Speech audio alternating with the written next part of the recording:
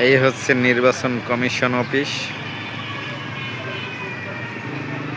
ফেব্রুয়ারির 2026-এর যে সংসদ নির্বাচন হতে যাচ্ছে, সকল মানুষের চাওয়ার এবং তাকিয়ে আছে যে এখানে কতটা স্বচ্ছতা হয়।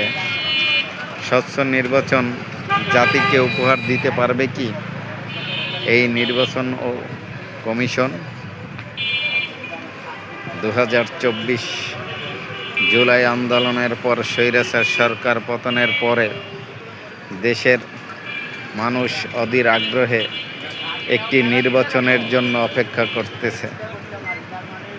সকলেরই চাওয়া একটি সুষ্ঠু নির্বাচন শেষে নির্বাচিত সরকারের হাতে ক্ষমতা হস্তান্তরের মাধ্যমে দেশের নির্বাচিত সরকার গঠনের মাধ্যমে দেশ পরিচালিত হোক। আর সেই আশা থেকেই মানুষের চাওয়ার একটি স্থান নির্বাচন কমিশন স্বচ্ছ হোক, দেশ ভালোভাবে চলুক, এটাই প্রত্যাশা সকলের। বাংলাদেশ জিন্দাবাদ, নারায়ণ তাকবীর, আল্লাহু আকবার।